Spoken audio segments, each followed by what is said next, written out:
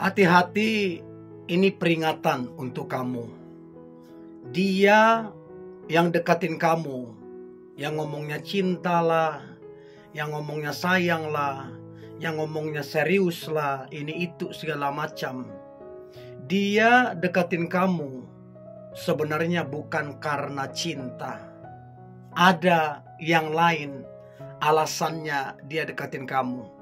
Mungkin dia mau porotin kamu, mungkin kamu punya kedudukan atau jabatan, atau mungkin dia coba untuk tidurin kamu. Untuk itu coba amati gerak-geriknya, ucapannya, ya, bahasa tubuhnya, omongannya, semuanya coba perhatikan. Supaya apa? Kamu jangan jadi korban. Supaya kamu jangan kecewa dan supaya kamu jangan buang-buang waktu. Ada 10 tanda dia deketin kamu bukan karena cinta. Yang pertama, suka sekali berbohong. Dan fatal begitu loh. Satu kali aja berbohong itu udah fatal. Tapi ini dia berkali-kali.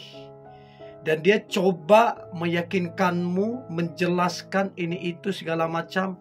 Bohong tetaplah bohong. Nah, apa yang harus kamu lakukan? Kamu mungkin memaafkan, oke. Tapi kamu kasih ultimatum. Kalau dia masih berbohong sekali lagi, kamu stop kedekatan atau bahkan pacaran kalian itu. Karena seringkali pacaran pun jadi cara yang dipakai untuk kemudian melancarkan modusnya dia. Jadi belum tentu orang pacarnya itu cinta. Belum tentu. Seringkali itu menjadi cara yang dipakai untuk lebih mantap morotin. Jadi pacarmu pun, kalau dia masih suka bohong, kasih ultimatum. Sekali lagi kamu berbohong, selesai. Hubungan ini selesai. Nah, itu penting banget. Supaya dia tahu bahwa kamu gak bisa dipermainkan. Yang kedua, dia bersikap misterius. Aneh banget. Berarti ini orang deketin kamu tidak dengan keterbukaan, tidak dengan kejujuran. Ada hal yang aneh. Menurut saya ini menakutkan ya. Sangat menakutkan. Orang deketin kamu, bilang cinta, bilang sayang, tapi dia misterius. Kamu gak tahu di mana rumahnya. Ayo saya tanya, di mana rumahnya? Apa kerjaan dia? Terus kemudian siapa temannya? Siapa saudaranya? Siapa abangnya, adiknya, kakaknya, kokonya, cicinya? Siapa orang tuanya? Tahu enggak? Semuanya ditutupin kan? Yang kamu cuma tahu wajahnya doang. Namanya bisa saja dibuat-buat namanya. Orang misterius kok. Jadi kalau dia sudah datang dengan sikap yang misterius, udah kamu udah stop aja. Stop.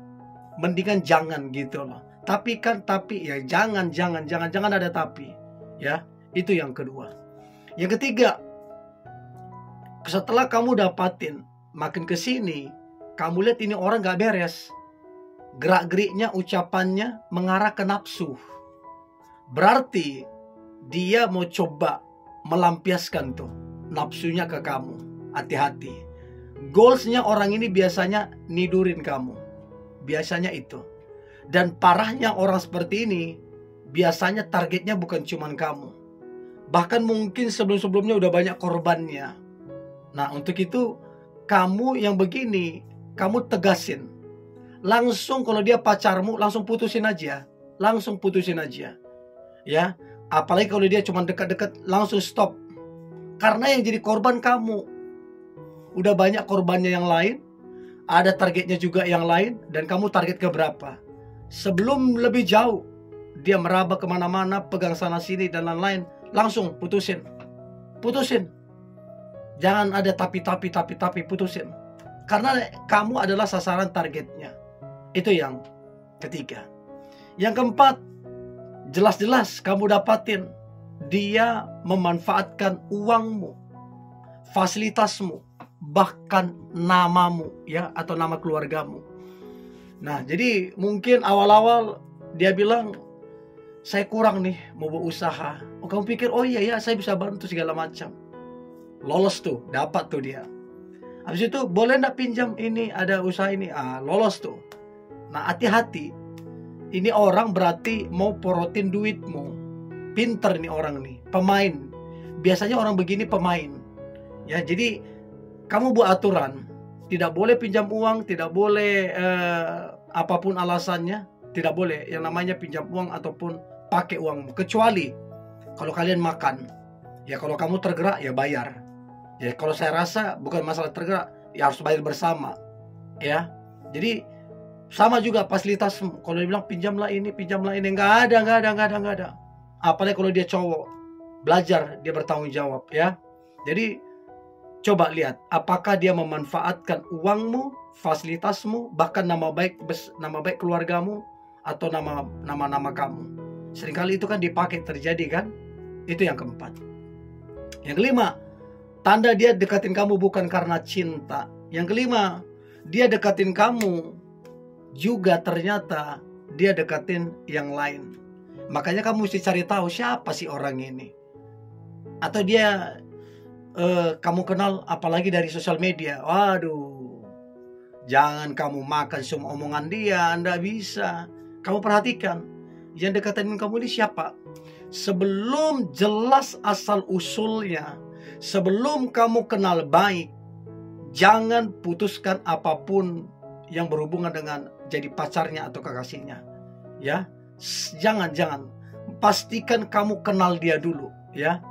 Karena kalau kamu nggak kenal dia, bisa saja dia juga kenal dekat dengan yang lain, PDKT sama yang lain, terpesona sama yang lain. Kamu cuma target ke berapa gitu loh.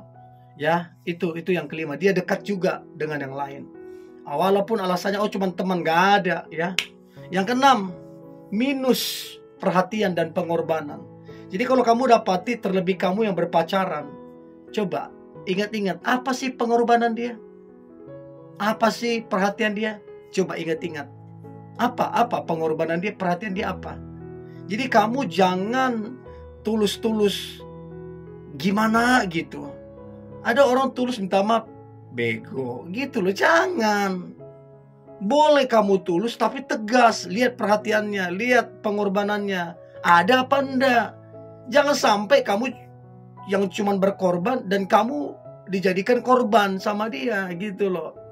Jadi kalau minus perhatian, minus pengorbanan atau nggak ada, udah selesai. Dia nggak cinta itu sama kamu, ya. Mau dia ngomong apa, kamu lah bulannya, bintangnya, udah nggak ada itu. Itu yang keenam. Yang ketujuh, tidak jelas. Pribadi orang ini nggak jelas. Kerjanya nggak jelas, omongannya nggak bisa dipegang, ya. Terus kemudian misterius, ya nggak ada tujuan hidup, nggak jelas. Terus kamu mau ngarapin apa dengan seseorang yang gak jelas? Apa yang kamu ngarapin? Nah orang yang begini biasanya udah gak cinta itu. Orangnya aja gak jelas. Gimana mau bilang cinta, gimana mau bilang sayang, gak jelas. Orangnya aja gak jelas. Terus kamu mau kemana sama dia, mau ngapain? Orangnya gak jelas. Ya, itu yang ketujuh. Yang kedelapan, yang perlu kamu ketahui adalah emosian, kasar sama kamu gitu loh. Mau dia belikan ini, belikan itu, sanjung kamu ini segala macam. Kalau dia udah kasar, udah deh. Saran saya kalau dia udah kasar, udah tempeleng, mukul, nendang, udah putusin aja. Udah. Secara hukum pun orang ini bisa dipidana gitu loh. Karena apa? Udah kasar. Dan kamu jangan bego gitu loh. Hanya karena belikan ini, belikan itu sama kamu, puji ini sama kamu, terus kamu diperlakukan begitu. Jangan. Hati-hati loh, banyak orang saking errornya bertindak lebih jauh gitu loh. Ya, so please, omong kosong ya, omong kosong. Dia bilang cinta segala macam kalau dia kasar. Itu yang kedelapan. Yang kesembilan, bosanan. Nah orang seperti ini gak jelas. Ini datang bukan karena cinta, ini datang karena coba. Bayangin, kamu dijadikan kelinci percobaan. Dijadikan, coba dulu. Coba bayangin, emang kamu itu apa? dijadikan pencobaan. Ini orang gak jelas. Kalau udah bosanan, makanya kamu cek track recordnya. Berapa kali dia pacaran dalam sebulan, dalam 3 bulan berapa kali pacaran, dalam setahun berapa kali pacaran. Kalau sampai dalam sebulan dia 3, 4 kali, 5 kali, udah gak beres ini orang. Bosanan ini orang. Kalau sampai setahun dia 4, 5, 6, sampai 10, itu kamu udah lihat gak beres ini track recordnya. Ya, itu yang ke-9. Dan yang terakhir, tanda dia dekatin kamu bukan karena cinta. Yang terakhir adalah dia tidak memprioritaskan kamu. Sama sekali kamu tidak diprioritaskan. Chatmu, teleponmu, lambat sekali dia balas. Bahkan dia tidak balas. Dia bisa lebih memilih nongkrong sama teman-temannya daripada ada waktu sama kamu. Dia bisa lebih memilih hobinya daripada waktunya dibagi sama kamu. Karena memang dia gak cinta. Ya, untuk itu coba komen di kolom komentar yang mana yang kamu dapatin dari 10 poin ini sebagai tanda dia gak cinta sama kamu. Oke? Ini yang boleh saya bagikan. Jangan lupa subscribe, like, comment, share. Dan jangan lupa untuk tetap semangat. God bless you.